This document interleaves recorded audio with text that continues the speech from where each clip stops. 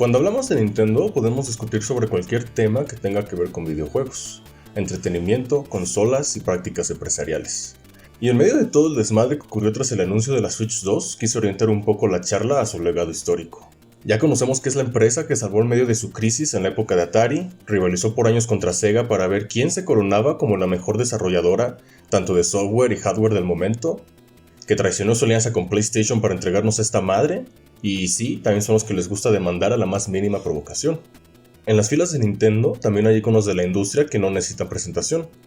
Shigeru Miyamoto, Masahiro Sakurai, Satoru Iwata o Reggie, a quien todos conocemos por ser de los mandos más carismáticos y por su afición por desintegrar personas. Seguro que todos ellos los has visto alguna vez por internet, y si eres un aficionado a los juegos o productos de Nintendo, sabrás cuál es o fue su rol en la empresa. Pero también hay varios trabajadores o en su defecto empleados que tal vez los hayas visto por ahí colándose en alguna presentación, pero que a pesar de haber sido o ser partes fundamentales para la compañía, no sepas quiénes son ya que no se les menciona como uno esperaría o como se merecen. En este video, quiero hablar a grandes rasgos sobre algunos de estos sujetos, su trayectoria y carrera dentro de Nintendo o participación en algún momento clave o un tanto relevante en cierto punto de la historia de la compañía. Pero antes de continuar con el video, te agradezco de antemano de siquiera haberte interesado en clicar en el video. Agradecería mucho que dejaras tu like y tu comentario, pues eso me ayuda bastante. Apreciaría mucho que consideres suscribirte, eso también es un gran apoyo, gracias. Y quiero comenzar con Takashi Tezuka. Actualmente tiene roles dentro de la empresa como diseñador y director de videojuegos. Ha sido un pilar importante para Nintendo desde su integración en el 84, y me atrevo a decir que es igual de importante que el propio Miyamoto, pues Nintendo no sería ni la mitad de lo que hoy conocemos si no fuera por estos dos. Su carrera se remonta desde los primeros juegos de Mario Bros, Zelda e incluso los juegos de Yoshi, pero su debut como desarrollador de videojuegos inició incluso antes de eso, con el videojuego Devil World, donde fungió como diseñador del mismo junto con Shigeru Miyamoto.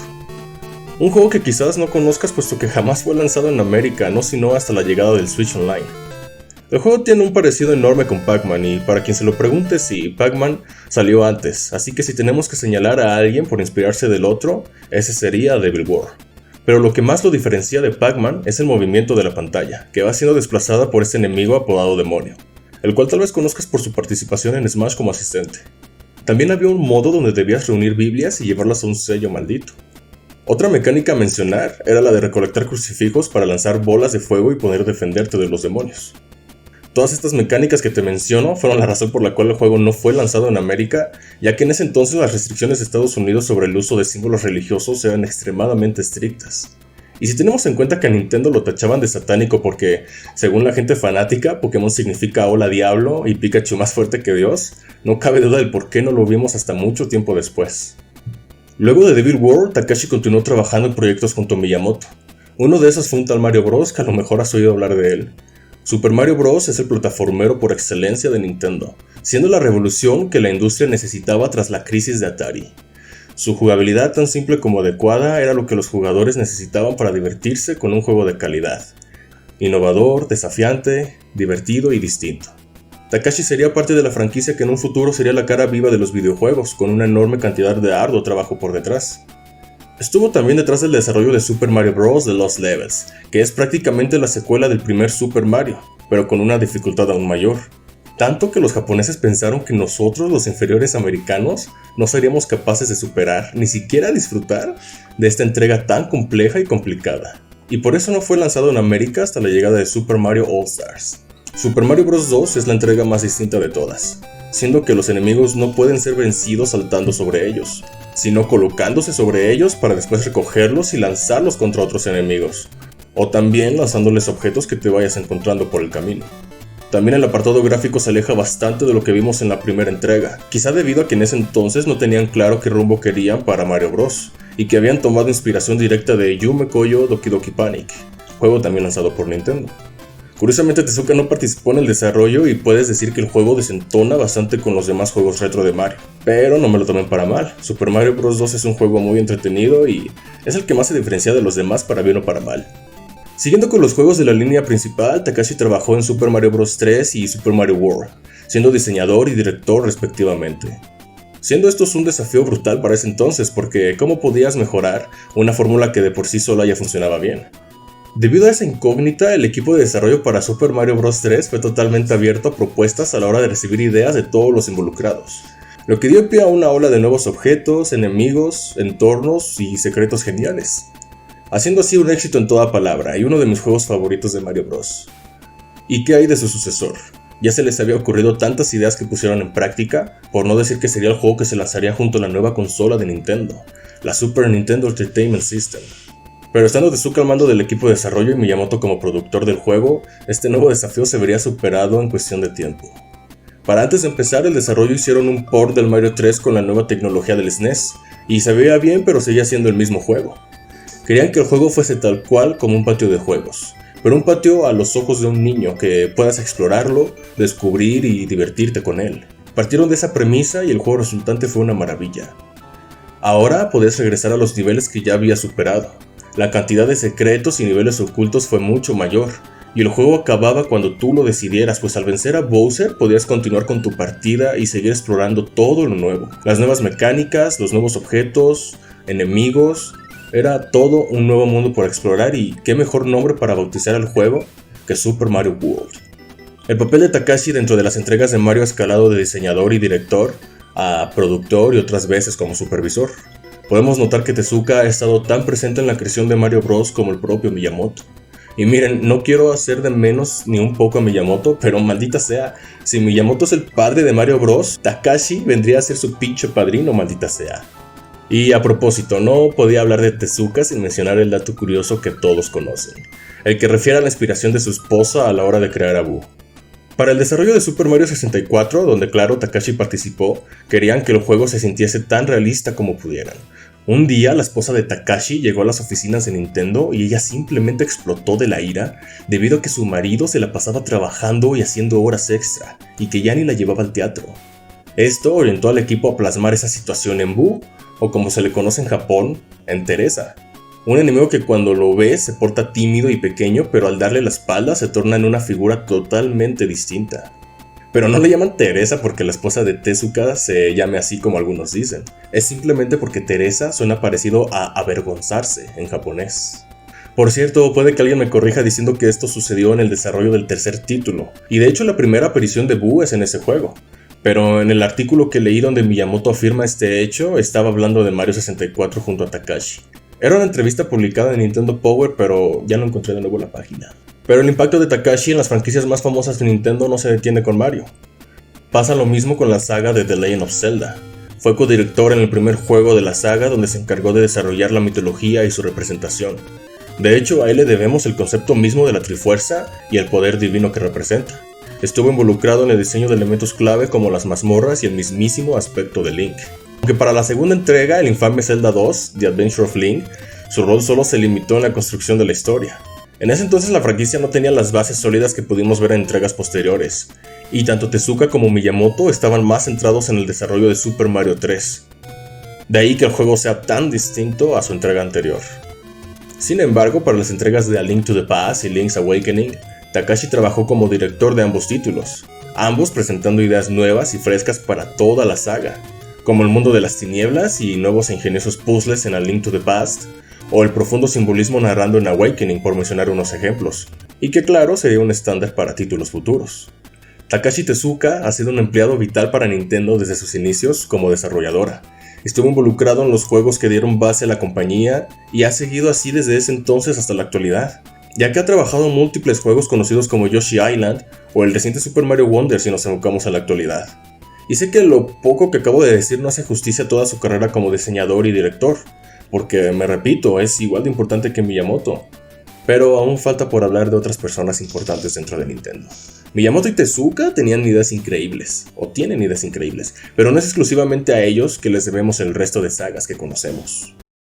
Porque te quiero hablar de quien estuvo detrás del juego que dio nombre a su propio género, Metroid, el juego de la cazarrecompensas espacial, tan mítico como infravalorado. Juego que no sería lo mismo de no ser por Yoshio Sakamoto. Que para empezar, no, Metroid no fue el primer juego en el que estuvo involucrado. Su primera participación se remonta en el mítico Donkey Kong Jr.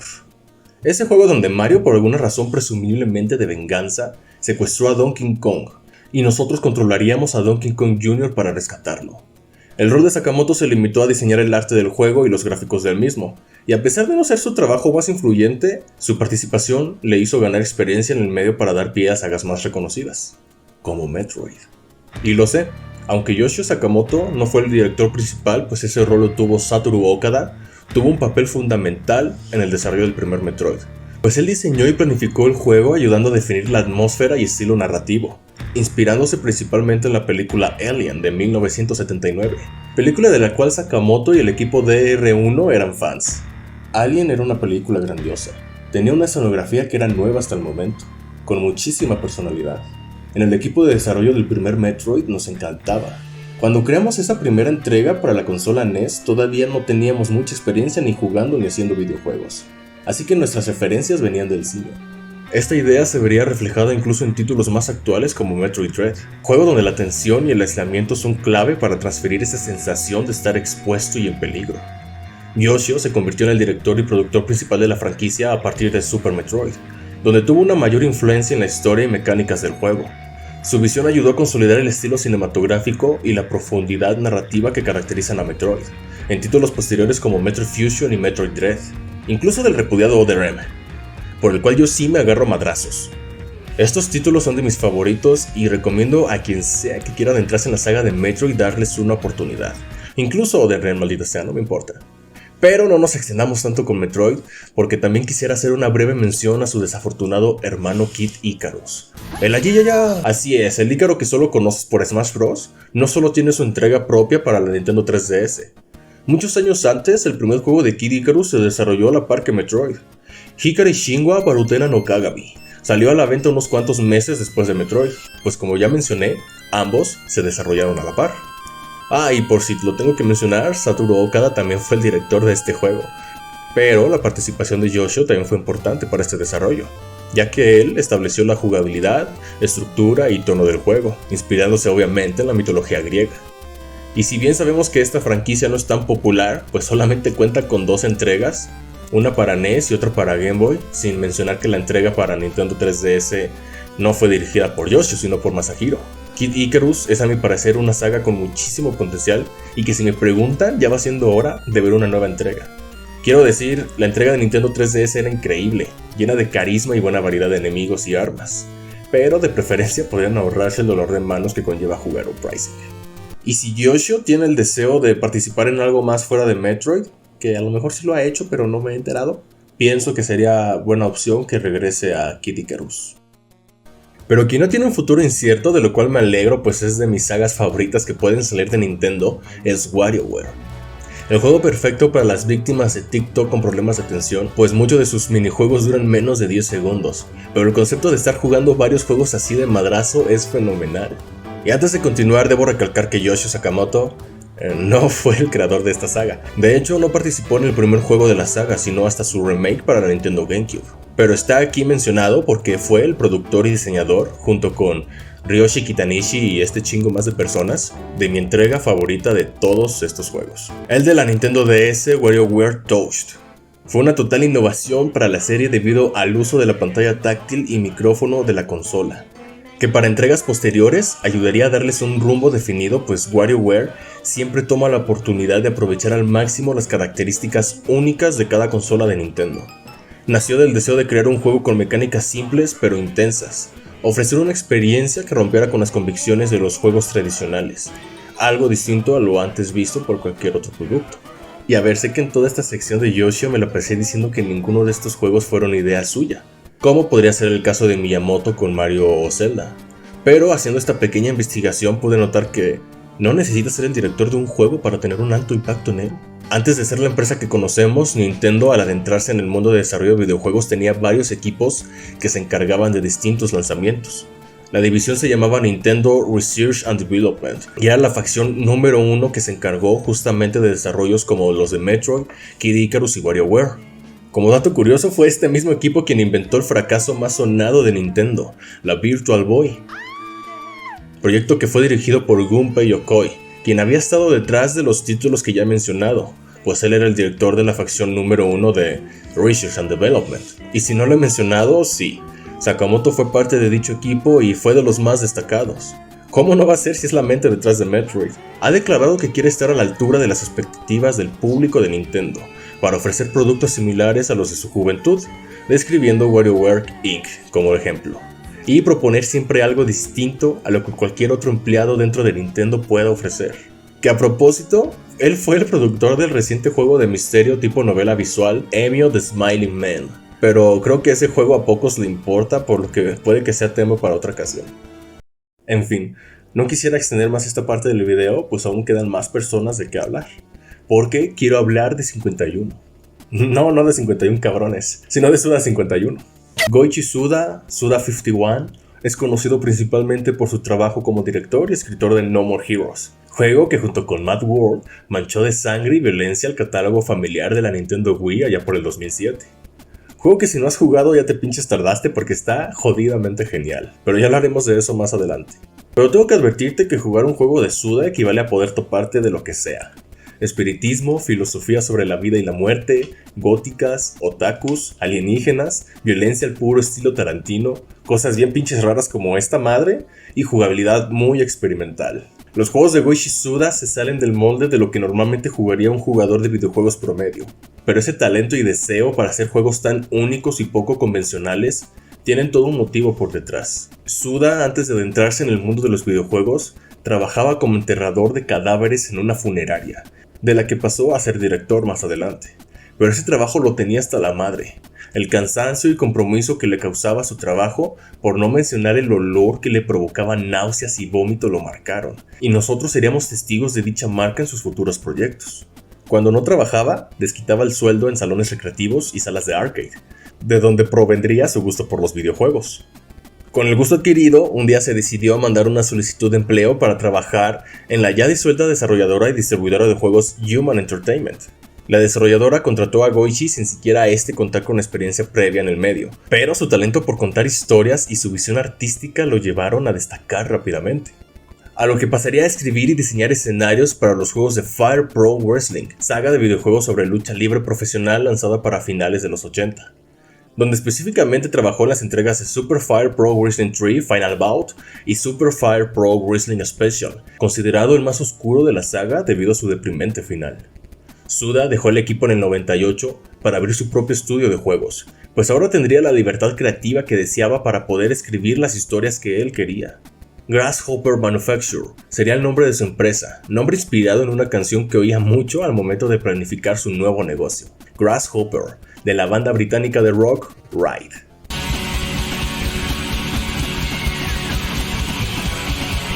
En un inicio pensaba llamar a la empresa Batamon, pero Grasshopper sonaba más chingón. El primer juego lanzado por Grasshopper sería The Silver Case, una novela visual al estilo point and click, donde nuestro protagonista investigará una serie de casos de homicidio en el barrio 24 Ward.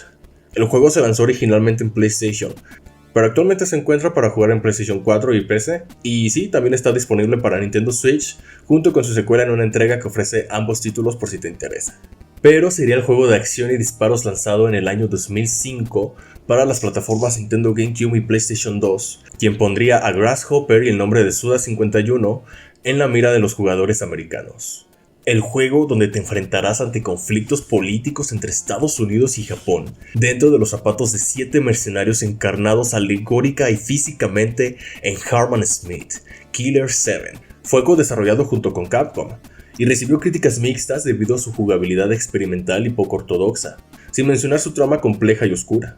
Aún así, el juego fue lo suficientemente exitoso al encontrar su público objetivo, permitiendo a Grasshopper lanzar títulos anteriores y financiar el juego que daría inicio a su licencia más popular y exitosa. Me refiero por supuesto a No More Heroes, una de mis sagas favoritas de toda la vida.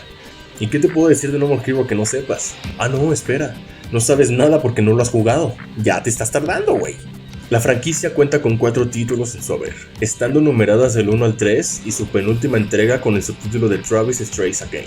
En cada una de ellas Suda participó como director a excepción de Desperate Struggle, donde Suda pasó a ser el supervisor ejecutivo pues el proyecto fue financiado por Marvelous, siendo este mi personal favorito pues es más dinámico y cuenta con menos relleno que su predecesor, pero ambos títulos son una maravilla que te recomiendo probar.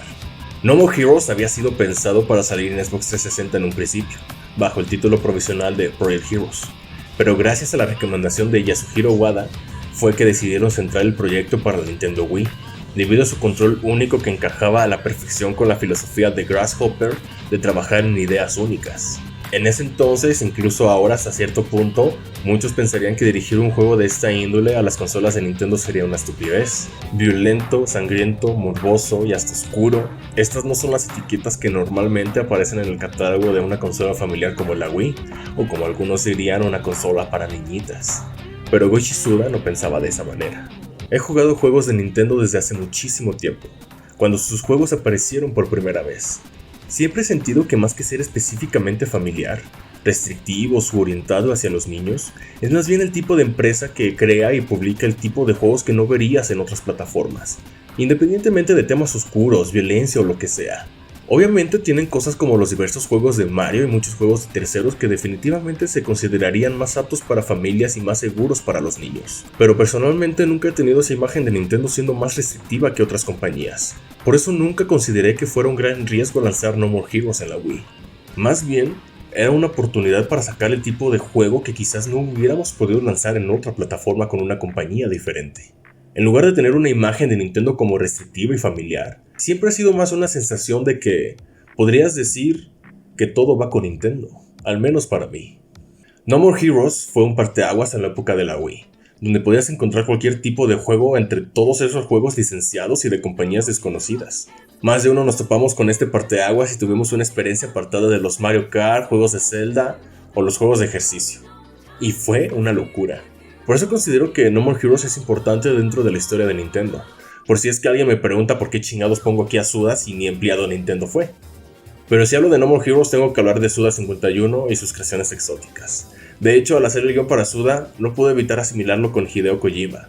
A ambos les gusta experimentar, cada uno a su manera, pero ambos están locos y aman reflejar esa locura en maneras únicas de jugar videojuegos y contar historias. Y la verdad no iba a hablar de esto, pero lo haré. Travis Toshon, el protagonista de No More Heroes, merece estar en Smash antes que cualquier otro invitado, güey. Y sí, no me importa si nadie lo conoce, que si piensan que, ay, que muy violento, o de que... Bueno muchachos, en esta parte del video Kalahasa se la pasará argumentando por qué Travis merece estar en Smash y tu personaje favorito no, pero vamos a cortar esa parte para ahorrarnos 30 minutos de vídeo. Muy en el fondo él no cambiaría ni un solo personaje del roster, pero le arde ver que la gente piense primero en Travis Scott antes que en Travis Touchdown cuando oyen el nombre de Travis. Pero la neta sí estaría padre que lo agregaran a Smash, pues es de los personajes más carismáticos que pueden incluir. Por cierto, ¿sabían que Suda51 estuvo involucrado en Super Smash Brawl? No se sabe qué rol o qué tipo de participación tuvo, pero su seudónimo aparece en los créditos en la parte de los agradecimientos especiales. En fin, Eubandiña, jueguen No More Heroes o cualquier juego de Grasshopper están increíbles, eso es XDDD. Sigamos con el siguiente fela en la lista. Nintendo tiene la mala fama de ser todo un depredador cuando defender y celar su propiedad intelectual se trata. Hemos oído de demandas contra otras compañías como la empresa dueña de Palworld, que pues al chile no me acuerdo de su nombre, desarrolladoras indies como el creador original de Mario Royale o Princess Peach de Untold Tale. ¿Pero alguna vez has oído de Nintendo demandando a sus propios empleados? Porque el siguiente hombre en la lista, aparte de ser el creador de una de sus IPs más importantes hasta la fecha, tuvo un enfrentamiento legal contra Nintendo debido a los choques de propiedad intelectual y patentes. Hablo de Fire Emblem, saga creada y concebida por Shuzo Kaga. Que, a ver, seré claro desde el inicio, Shuzo Kaga ya no era empleado de Nintendo al momento del conflicto legal, así que técnicamente demandaron a un ex empleado. Pero no deja de ser curioso que el gabinete legal de Nintendo no se toque ni tantito el corazón ni siquiera cuando se trata de sus antiguos subordinados. La historia comienza con Kaga alistándose a las filas de Intelligent Systems. Él sería el encargado de liderar el desarrollo de la saga de Fire Emblem, dirigiendo la historia, estilo y gameplay del mismo.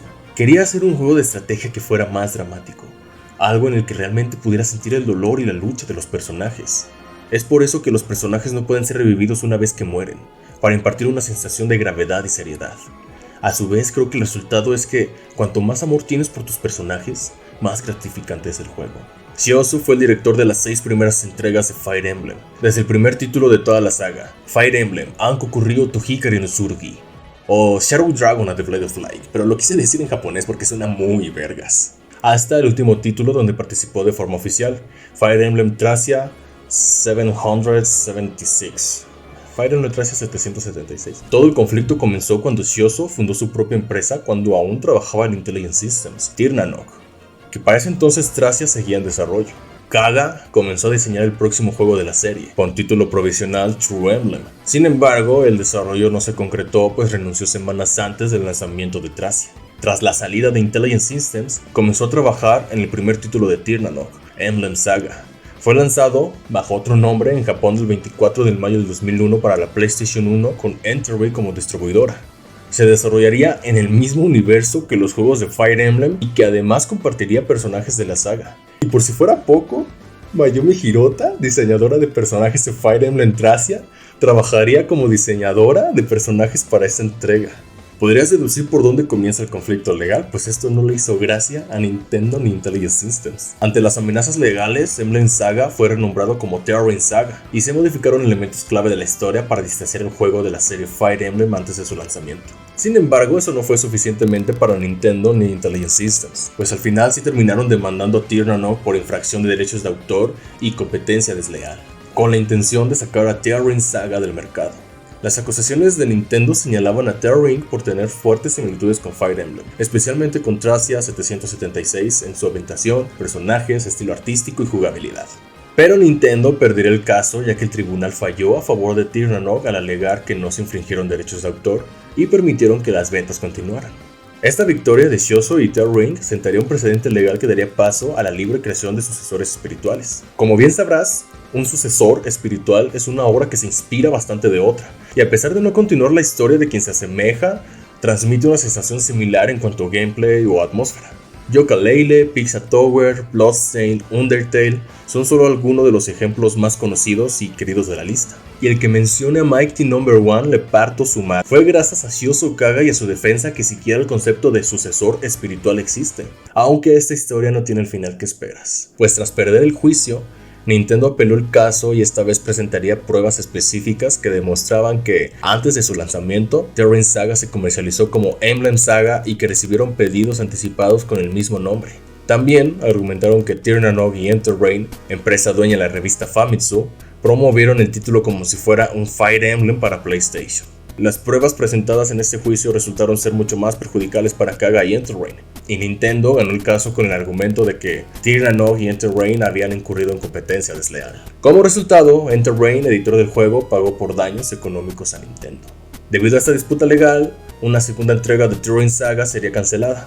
En cambio, Tirnanok se centraría en una serie totalmente nueva, Berwick Saga, desligándose aún más de toda referencia a Thearine y Fire Emblem, además de no incluir a Kaga en los créditos del juego para evitar más problemas legales. Tirnanok no produjo más títulos, pero varios miembros de su personal trabajaron en títulos posteriores de Enterrain, como Magician Academy, lo que sugiere que la compañía pudo haber sido adquirida por ellos. En cuanto a Shioso, en marzo de 2012 anunció en su blog personal que se retiraba de su carrera como desarrollador de juegos.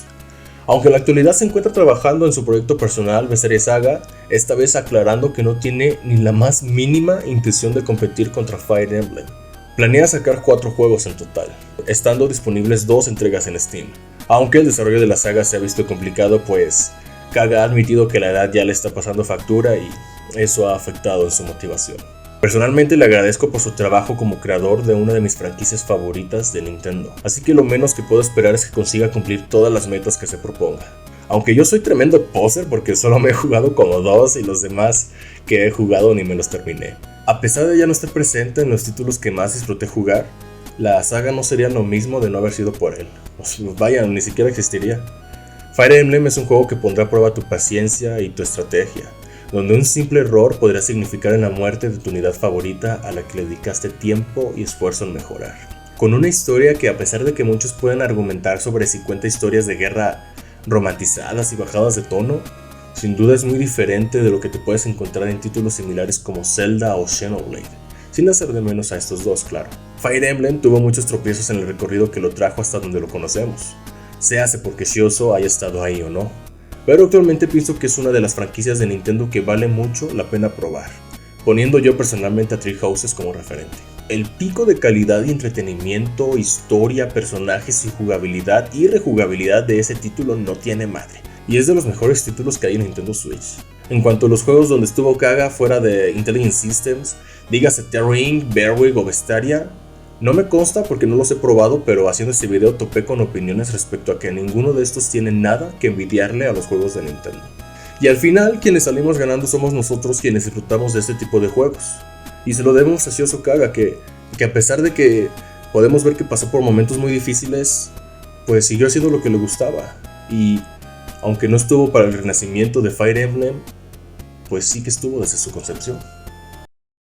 Como última persona por hablar en este video, quiero hablar de quien prácticamente debemos el cómo conocemos a los personajes más representativos de Nintendo, luego de su salto de los 8 a los 16 bits. Los videojuegos estaban evolucionando como medio de entretenimiento allá por ese entonces, y antes de ser el arte tan inmersivo que conocemos debido a sus gráficos espectaculares, bandas sonoras deleitables, historias bien chingonas, mucho antes de todo eso había que darle un toque más simple a comparación, pero importante para ese entonces. Hablo de darle un estilo artístico y visual más complejo a estas obras, algo que pudiera transmitir el tono de la obra más allá de los píxeles y música de beats del momento.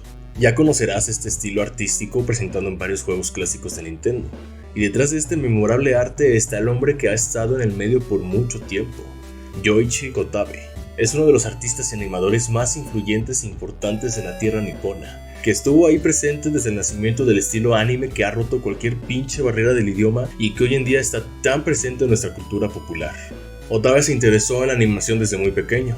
Su padre era un pintor al óleo, pero su interés en la animación surgiría cuando su madre le mostró un Stickman animado en una libreta con la técnica de Flickbook. Eso lo orilló a animar sus propios monigotes y adoptar un gusto por la animación. Su carrera como animador empezaría en Toei Animation. Al inicio no había aplicado para trabajar con ellos, pero tenían tantos trabajos por hacer que al poco tiempo Kotabe lo volvería a intentar, hasta que al final quedó contratado. En las propias palabras de Iwata, la historia de la animación habría sido completamente distinta de como la conocemos si Yoichi se hubiese rendido para trabajar como animador. Lo dice él, güey, no yo. En Toei también estaba quien en un futuro fundaría la conocida empresa de animación japonesa Ghibli, Isao Takahata, que en paz descanse. Y Hayao Miyazaki, cofundador de Ghibli, a quien más recientemente se le atribuyó por su dirección en El Niño y la Garza. Pasados 12 años de trabajar en Toei, Kotabe se marchó de la empresa. En sus propias palabras, se sentía decepcionado de no poder hacer cosas más creativas en Toei, pues tomaron interés en adaptar historias ya creadas de los mangas en lugar de crear algo propio. Al haber consumado el largometraje de Taiyo no Hoji, Horusu no Daiboken, la gran aventura de Horus, el príncipe del sol, él y sus colegas se sentían capaces de afrontar cualquier reto, así que tanto como Takahata y Hayao se irían también de Toei. De todos modos, lo único que saben hacer esos güeyes es Dragon Ball. El próximo proyecto en el que trabajarían sería Heidi, pero por problemas de licencia esto no pasaría. En su lugar, bajo la producción de Tokyo Movie, animarían las aventuras bonitas de Panda y sus amigos, que si ves bien a Panda te resultará muy familiar a Totoro, obviamente porque ellos estuvieron detrás de eso. Luego de animar a Pandita y a sus amigos, pasarían a otra empresa, Nippon Animation, para esta vez sí animar Heidi.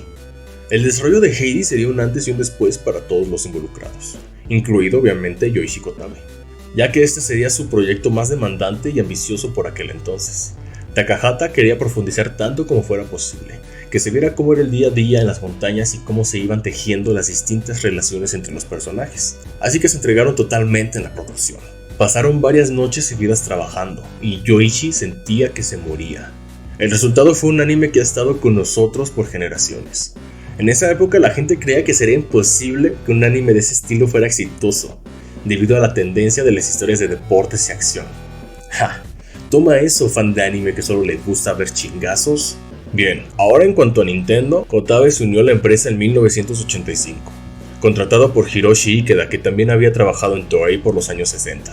Mientras tomaban un cafecito, Ikeda le propuso trabajar en Nintendo, ya que en ese momento los videojuegos iban a requerir cada vez más la colaboración de expertos en animación. Kotabe aceptó la propuesta de entrar a Nintendo como asesor de animación, a pesar de que su única experiencia en los videojuegos era Space Invaders. Y eso que él ni siquiera jugaba Space Invaders, veía a otros jugar Space Invaders.